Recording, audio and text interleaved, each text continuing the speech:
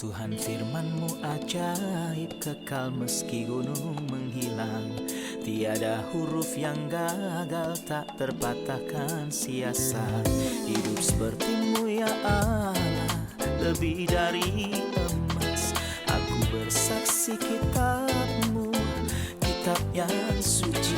Mendengarkan firman-Mu, hibur hati yang luka. Terangilah langkahku kemanapun ku pergi. Biarkanlah firman-Mu berkuasa atasku. Ubahkanku, bebaskanku, ku mau menyenangkan-Mu. Tuhan firman-Mu ajaib, kekal meski gunung. Ubah dan bebaskan aku, mau menyenangkan-Mu. Salam jumpa pemirsa terkasih, saya menyambut Anda sekalian dimanapun Anda berada dalam episode terbaru program studi harian kita, Semua Kitab Suci. Di mana dalam program ini kami mempelajari seluruh kitab dalam Alkitab, dari Kejadian hingga Wahyu. Saya berdoa dengan sungguh-sungguh ini menjadi sumber berkat yang nyata bagi Anda, baik Anda berada di negara Arab ataupun non-Arab, Anda memiliki gereja di negara Anda ataupun tidak. Pertimbangkanlah program ini sebagai sebuah jendela melalui mana Anda menerima perkataan Tuhan, Alkitab, Kitab Suci, Firman Allah yang hidup. Dalam pelajaran kita tentang perjanjian lama, kita telah mencapai Kitab Nehemia, salah satu kitab sejarah, dan kita telah sampai di pasalnya yang ketiga. Untuk memulai, izinkan saya untuk menyambut tamu kehormatan di studio, hamba-hamba Tuhan, Saudara Nathan selamat datang, Selamat Saudara datang. Ishak Elia selamat datang. Selamat datang. Juga para hadirin yang telah bergabung di studio, selamat datang. Kami menerima beberapa pesan dari pemirsa terkasih. Kami biasa membaca beberapa di antaranya di setiap hari Senin.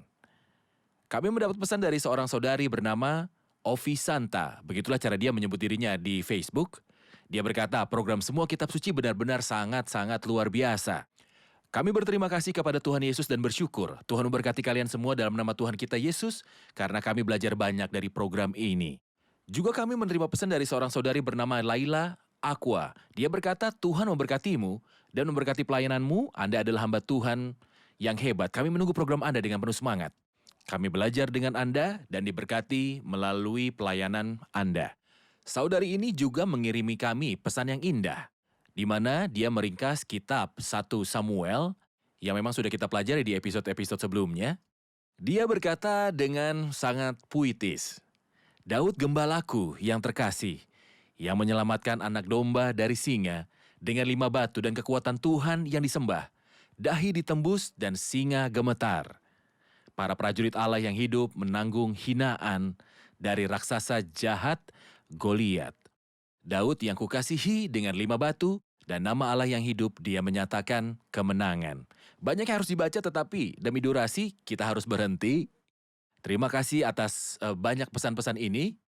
Kami mohon doanya agar kami dapat terus berkarya.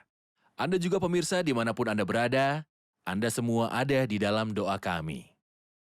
Saudara Ishak, kita masuk ke pasal ketiga, dimulai dari pembangunan tembok. Saya akan baca beberapa ayat kemudian kembali untuk bertanya. Pasal 3 ayat 1-3, maka bersiaplah imam besar Eliasib dan para imam saudara-saudaranya lalu membangun kembali pintu gerbang domba. Mereka mentahbiskannya dan memasang pintu-pintunya. Mereka mentahbiskannya sampai menara Mea, menara Hananil. Berdekatan dengan mereka, orang-orang Yeriko membangun. Dan berdekatan dengan orang-orang itu, Zakur bin Imri. Pintu gerbang ikan dibangun oleh Bani Sena. Mereka memasang balok-balok, lalu memasang pintu-pintunya dengan pengancing-pengancing dan palang-palangnya. Dia mulai berbicara tentang gerbang domba. Saya ingin mendapatkan gambaran tentang gerbang domba. Apa yang dimaksud secara rohani olehnya? Diketahui bahwa Yerusalem memiliki 12 gerbang. Agar gerbang bisa diletakkan dan digantung, ada 3 hal yang terjadi di sini.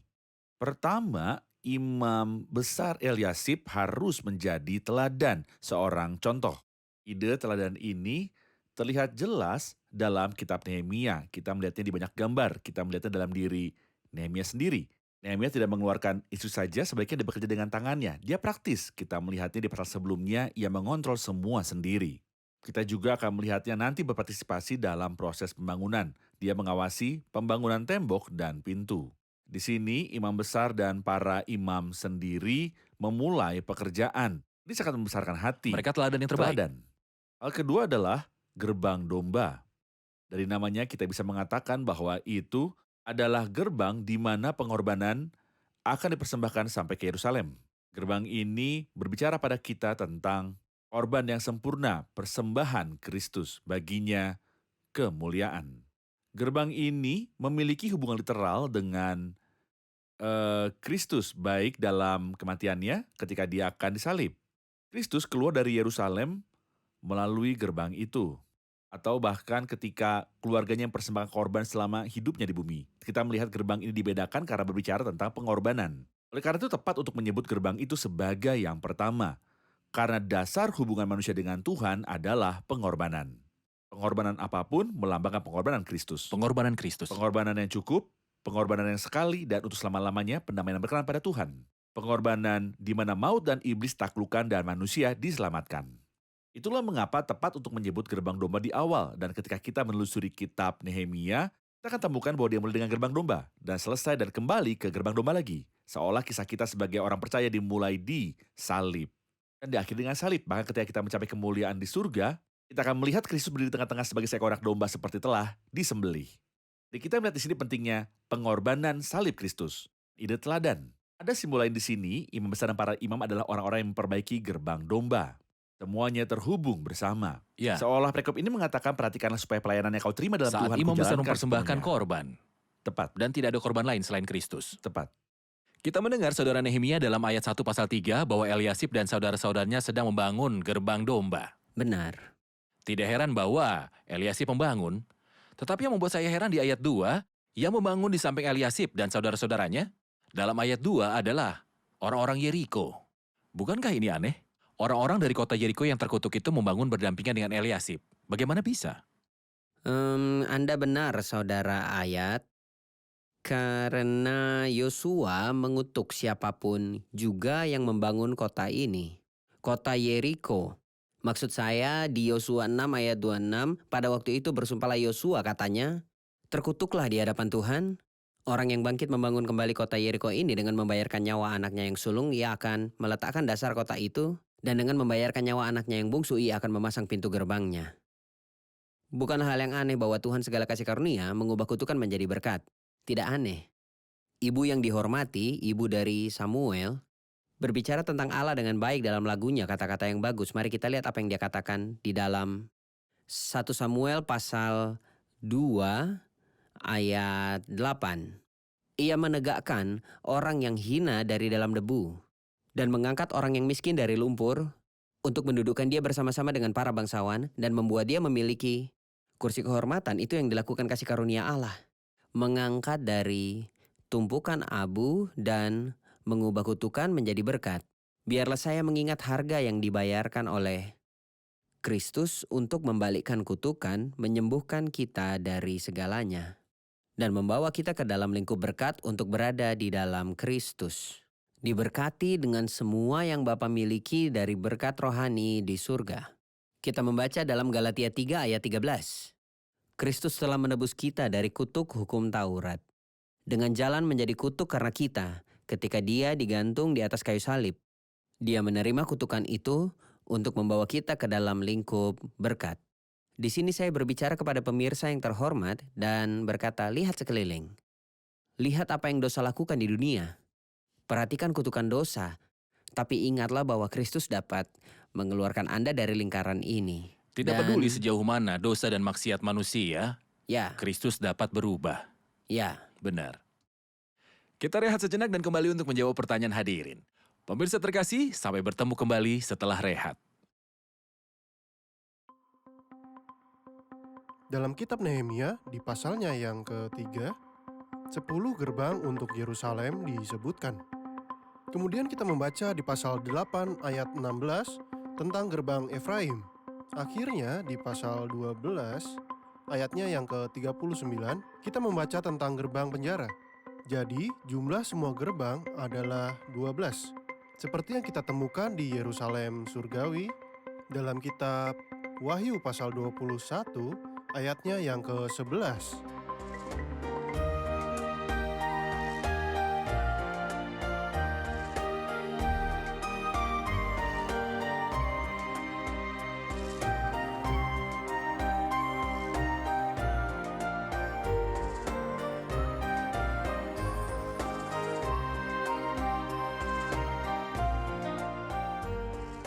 Kita mendengar tentang gerbang domba, kita memahami ada interpretasi spiritual. Saya ingin mengetahui aplikasi spiritual dan praktis dari gerbang ikan.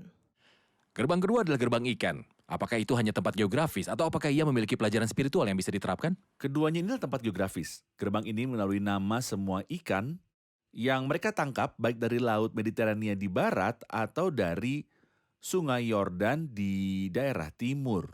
Mereka akan membawa semua ikan melalui pintu ini, oleh karena itu disebut gerbang ikan. Dan ikan dalam perjanjian baru memberi gambaran jelas tentang memenangkan jiwa. Mohon beri contohnya. Seperti ketika Tuhan mengajar para murid, dia berkata kepada Petrus dan juga Andreas, secara harfiah aku akan menjadikanmu penjala manusia. Mereka akan menangkap manusia, jadi tujuan Tuhan adalah bahwa mereka yang benar-benar bekerja di bidang perikanan, meninggalkan ini untuk melakukan sesuatu yang lebih besar. Bahwa mereka harus menebarkan jalan yang berarti menyebarkan firman Allah dan menangkap jiwa-jiwa pada Kristus untuk memenangkan jiwa-jiwa dari dosa dan perbudakan setan menuju kebebasan kemuliaan anak-anak Allah. Ini bagus karena muncul di sini sebagai urutan kedua, gerbang kedua. Setelah kita melewati gerbang domba, setelah kita mengenal Kristus sang penebus yang tersalib. Kita harus datang ke orang yang membutuhkan untuk menyebarkan kabar baik Injil dan memenangkan jiwa. Benar, tepat. Setelah mengacu pada pintu gerbang ikan, ada 6 nama yang disebutkan. Sebenarnya pasal 3 memiliki banyak nama dan mungkin sulit untuk diucapkan. Tapi apa perlunya nama-nama ini disebutkan di sini? Daftar nama disebutkan setelah gerbang ikan. Ada yang bisa kita pelajari? Tentu saja. Pertama, bahwa mata Tuhan tertuju pada orang-orang beriman yang setia melayaninya. Jangan lupakan apa yang Tuhan katakan tentang Maria, bahwa dia akan diingat ketika dia menuangkan minyak di kepalanya. Jadi Tuhan ingat, dan harinya akan tiba ketika semua orang percaya akan berdiri di hadapan tata Kristus untuk mendapatkan upah. Oleh karena itu tidak mengherankan bahwa Tuhan mencatat nama orang-orang berharganya yang melayani dia dan melakukan kehendaknya. Berada di samping gerbang ikan yang seperti yang kita dengar berbicara tentang kesaksian dan Memenangkan memenangkan jiwa. jiwa. Ya. Tapi di ayat 5 dikatakan bahwa ada orang lain dan berdekatan dengan dia, orang-orang Tekoa. Hanya pemuka-pemuka mereka tidak mau memberi bahunya untuk pekerjaan tuan mereka. Orang-orang sederhana dari Tekoa itu bekerja, tapi bangsawan mereka, Tapi para bangsawan tidak. tapi para bangsawan mencela untuk memberi bahu mereka pada pekerjaan Tuhan mereka. Hal ini membuat kita bertanya, apa arti sebenarnya hebat atau mulia? Apakah menyibukkan diri dengan urusan kita sendiri? Haruskah hidup kita dihabiskan untuk melakukan bisnis kita sendiri? Sekalipun bisnis kita berharga, tapi itu hanya sementara. Tapi keagungan atau kemuliaan sejati dan kehormatan sejati adalah ketika kita, Melayani Tuhan. ya, dialah Tuhan yang menebus kita. Saya tidak bisa melupakan ayat tertulis yang mengatakan, dan Kristus telah mati untuk semua orang. Supaya Tetapi mereka untuk yang dia, hidup tidak lagi hidup untuk dirinya sendiri, tapi untuk dia yang telah menebus mereka. Saudara Ishak, lalu ada gerbang yang disebut gerbang lama dalam ayat 6. Pintu gerbang lama diperbaiki oleh Yoyada bin Paseah dan Mesulam bin Besoja. Mereka memasang balok-balok lalu memasang pintu-pintunya dengan pengancing-pengancing dan palang-palangnya. Apa yang dinyatakan gerbang lama? Dari namanya, kita dapat mengetahui bahwa ia merupakan gerbang tertua di Yerusalem. Pada awalnya ini mungkin gerbang pertama yang dibangun dari 12 gerbang. Ini memberitahu kita 2 ide. Gagasan pertama adalah bahwa Tuhan kita yang dikatakan tentang dia Allah yang abadi adalah tempat perlindunganmu. Yang permulaannya sudah sejak purbakala. Tuhan kita purbakala, dia disebut sejak purbakala, inilah namanya. Tuhan tidak berubah, dia adalah Tuhan purbakala. Dan pada saat yang sama, Yesus Kristus tetap sama kemarin, hari ini, sampai selama-lamanya. Gerbang ini memberitahu kita tentang Allah purbakala ini, Allah nenek moyang dan leluhur kita itu. Janjinya adalah untuk kita dan untuk anak-anak kita. Tapi ada ide lain tentang gerbang lama ini. Hal ini mengingatkan kita pada Yeremia 6 ayat 16. Ketika dikatakan, ambillah tempatmu di jalan-jalan dan lihatlah. Tanyakanlah jalan-jalan yang dahulu kala. Di manakah jalan yang baik, tempuhlah itu. Dengan demikian jiwamu mendapat ketenangan. Jalan dahulu kala, gerbang ini berbicara pada kita tentang jalan dahulu kala. Apa jalan dahulu kala? Jalan dahulu kala Tuhan. Apakah ada jalan dahulu kala untuk Tuhan dan jalan baru? Tidak. Tuhan adalah satu. Juga ingin katakan di sini, dengan peradaban, teknologi tinggi, dan juga perkembangan manusia, terkadang manusia bahkan orang percaya mungkin berpikir bahwa Tuhan berkembang. Jadi menurut mereka cara kita beribadah sudah purbakala. Kita ingin buatnya jadi modern. Tabut Allah biasanya dibawa di atas bahu. Mereka berkata, tidak, sekarang ada kereta. Kita bisa membawanya dengan kereta baru. Kemudian lembunya tersandung, ini terjadi pada zaman Daud. Cara singkat, modernisasi dunia adalah sesuatu yang baik. Tetapi dalam urusan Tuhan, kita tidak perlu memperbaruinya karena hal-hal Tuhan sudah sempurna sejak awal. Tak ada Kita yang perlu harus kembali ditingkatkan. ke sumbernya, Ke sumbernya. yang ada di dalam firman Tuhan. Tentu.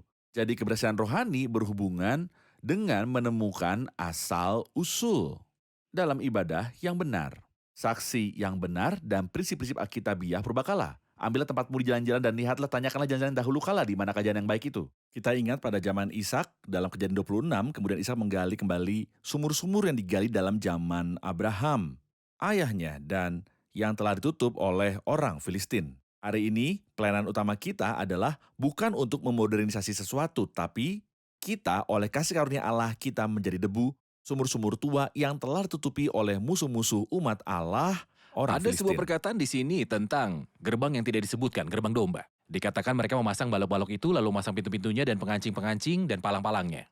Tentang pengancing, ini tidak disebutkan ketika berbicara tentang gerbang domba. Ketika Imam Eliasib membangun gerbang domba, mereka menguduskannya dan memasang pintunya. Tapi baik pengancing maupun palang tidak Pengancing. disebutkan. Apakah yang dapat kita Saya dapat pahami mengatakan dari situ? sesuatu dan mungkin saudara Nehemia dapat menambahkan. Pengancing yang saya pahami tidak disebutkan di gerbang domba karena gerbang ini hampir tidak pernah dikunci. Selama masih ada dosa, akan ada pengorbanan. Tidak ada yang menutup pintu itu kecuali karya Kristus yang sempurna di kayu salib. Juga gerbang ikan terbuka. Mengapa kita harus menguncinya? Kita paham bahwa gerbang ikan di sini berbicara tentang memenangkan jiwa dan pesan Injil menjangkau seluruh dunia dan Tuhan menambahkan pada gereja setiap hari mereka yang akan diselamatkan. Jadi ia tidak akan dikunci kecuali dengan kedatangan Tuhan. Gerbang ketiga adalah gerbang lama. Sebenarnya barang tua adalah harta karun. Seharusnya tidak dibiarkan terbuka, harus memiliki pengancing. Kita perlu melihat siapa yang masuk dan keluar. Kita ingin memastikan bahwa tidak ada yang masuk begitu saja. Dia harus membuktikan garis keturunannya dari umat Tuhan. Dia harus membuktikan bahwa dia adalah umat Allah. Ini membutuhkan pintu, pelindung, pengancing melewati gerbang. Tidak boleh dibiarkan terbuka. Pada saat yang sama, ia tertutup. Pengancing membuat gerbang untuk membuka dan menutup. Tidak dikatakan di sini Ada bahwa itu selalu tertutup. pemantauan. Ada pemantauan, ada penjaga, mereka memperhatikan siapa saja yang masuk Jika dan kita keluar. menghubungkan ini dengan pelajaran firman, ada guru yang terhormat dan ada guru yang menipu. Benar, Jika ada pengancing, kita bisa membedakannya, siapa yang masuk dan siapa yang keluar. tepat. Saudara Nehemia, Anda ingin menambahkan? Ya, tertulis di sini tentang anak-anak Hasenah meletakkan balok-baloknya dan mengatur pintunya, pengancingnya, dan palangnya. Tuhan tidak puas hanya dengan mencatat nama mereka. Namun Alkitab mencatat bahwa mereka melakukan pekerjaan itu dengan sempurna. Karena itu milik Tuhan. Aku suka melakukan kehendak-Mu ya Allahku. Aku Aku senang. senang. Ada perbedaan antara melakukan pekerjaan sebagai kewajiban. Dan melakukannya karena senang. Benar. Baik, kita rehat sejenak dan akan segera kembali. Pemirsa terkasih, saya akan menemui Anda setelah rehat. Jika Anda memiliki pertanyaan atau sesuatu untuk dibagikan, kirimkan pada kami ke alamat yang akan muncul selama rehat. Kami akan segera kembali.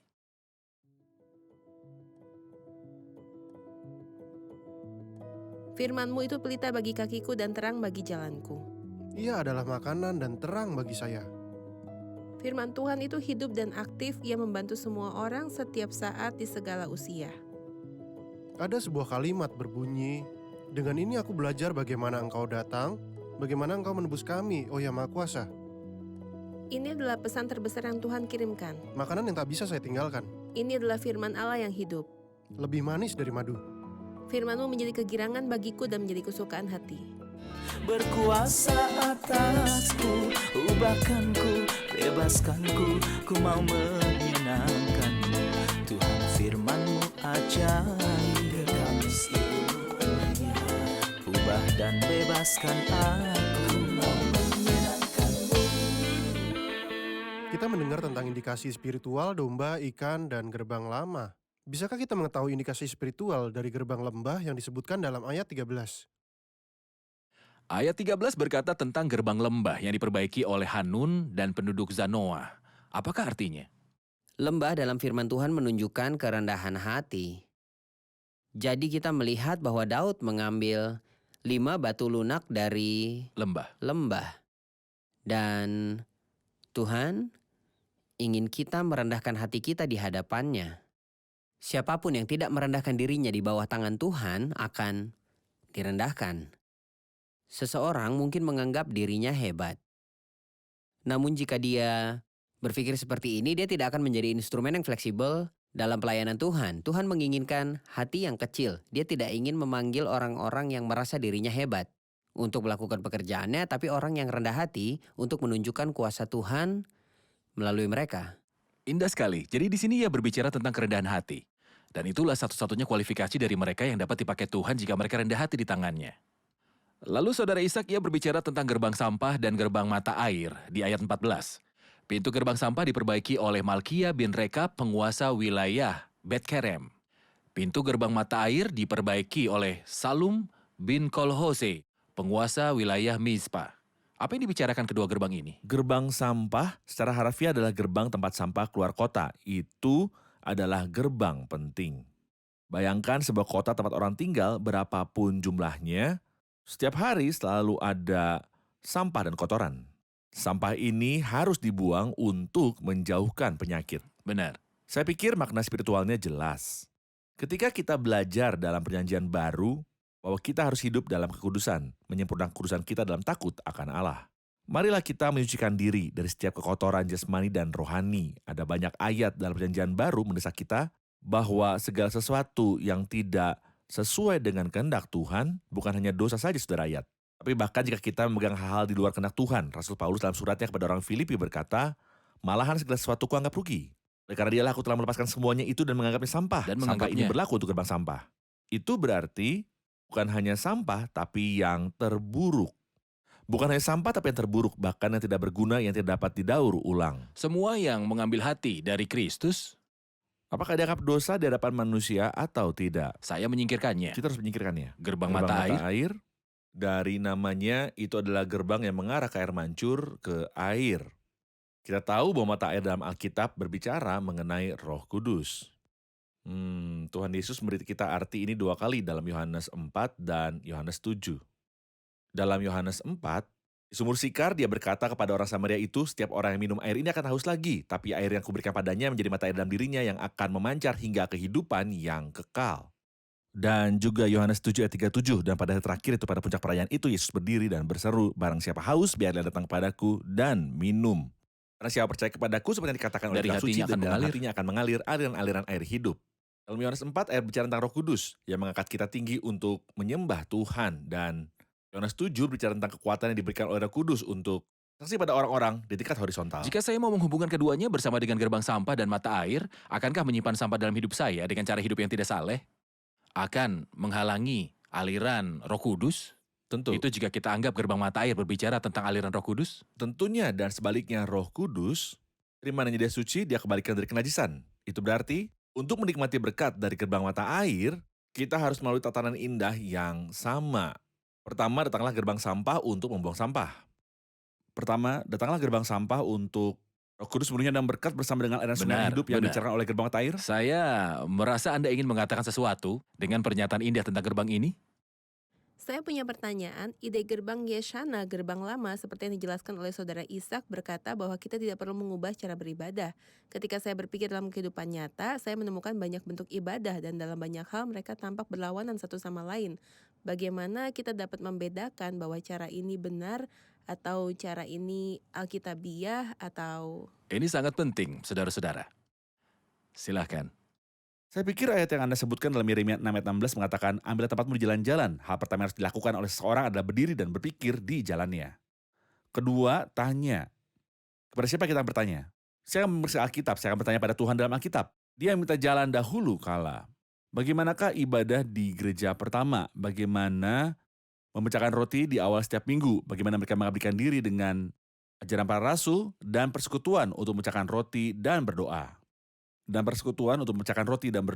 Karena kita melihat pertemuan di mana mereka memecahkan roti di Kisah Para Rasul 20. Dan kasih yang mereka miliki di gereja pertama dan persekutuan yang mereka miliki bersama dan kasih karunia yang besar ada pada milik mereka semua. Saya harus memeriksa Alkitab dan melihat apakah Allah menyetujuinya atau tidak. Mengapa? Alkitab tidak memberi kita semua detailnya, tapi ia memberi kita garis Prinsip-prinsip. besarnya. Ketika kita melihat pertemuan gereja misalnya, dalam 1 Korintus 14, bila mana kamu berkumpul, hendaklah Tiap orang persembahkan, maka saya menerapkan apa yang saya lihat. Dan saya harus membandingkan kenyataan dengan apa yang ada di dalam Alkitab. Dengan apa yang di Alkitab. Alkitab. Referensi tetap saya yaitu Alkitab.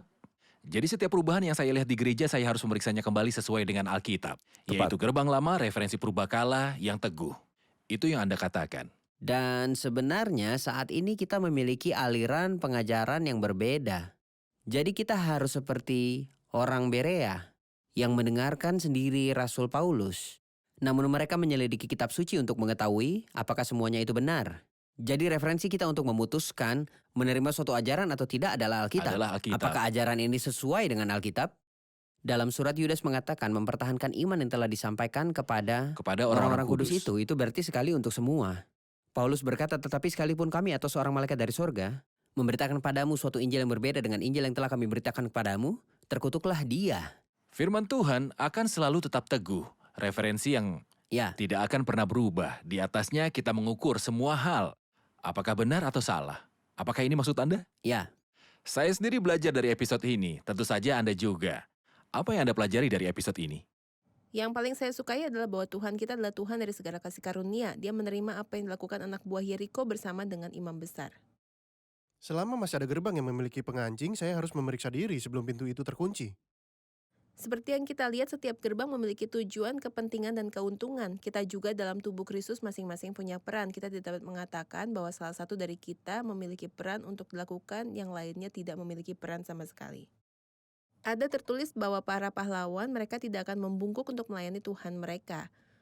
Orang berpikir bahwa yang terbesar adalah orang yang tidak bekerja atau melayani. Tapi Tuhan memberi para murid pelajaran yang luar biasa ketika masing-masing mengatakan saya tidak melayani, dia bangkit dari makan malam dan membasuh kaki mereka. Setiap orang yang melayani Tuhan akan diberi upah. Dia berkata, sebab siapa yang menghormati aku akan kuhormati. Benar, Tuhan memberkati Anda. Terima kasih atas perhatiannya dan mengikuti episode ini. Terima kasih para hamba Tuhan. Tuhan memberkati Anda. Terima kasih. Tuhan berkati. Pemirsa terkasih, seperti yang kita lihat di episode hari ini, gerbang sampah mendahului gerbang mata air. Tautannya sangat jelas, Anda tidak akan menikmati aliran Roh Kudus di dalam hidup Anda, kecuali jika Anda menyingkirkan semua sampah di dalam hidup Anda. Banyak hal yang menghalangi saya dari menikmati hadirat Tuhan. Mungkin saya berdoa dan membaca Alkitab, tetapi saya menyimpan kesalahan dalam hidup saya, jadi kehidupan rohani saya benar-benar kering. Ikutlah dengan saya hari ini, setelah kita mendengarkan firman Tuhan, marilah kita menilai diri kita sendiri di hadapan Tuhan dan firman-Nya. Marilah kita membersihkan diri di hadapan firman Tuhan dan singkirkan semua sampah. Sehingga Roh Kudus mengalir dalam hati kita dan ambillah milik Kristus dan deklarasikan untuk kita. Untuk bisa menikmati aliran Roh Kudus, singkirkanlah semua sampah dalam kehidupan Anda. Pemirsa terkasih, saya akan menemui Anda kembali di episode mendatang untuk mengetahui indikasi spiritual dari gerbang kota Yerusalem yang lainnya. Tuhan besertamu.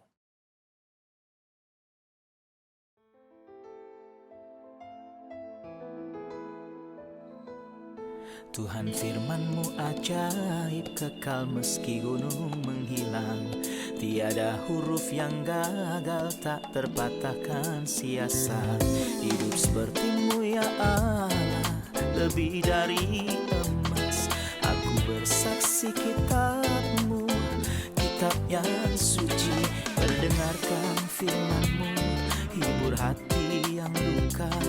Terangilah langkahku kemanapun ku pergi. Biarkanlah firman-Mu berkuasa atasku. Ubahkanku, bebaskanku, ku mau menyenangkan-Mu. Tuhan firman-Mu ajaib, ubah dan bebaskan aku.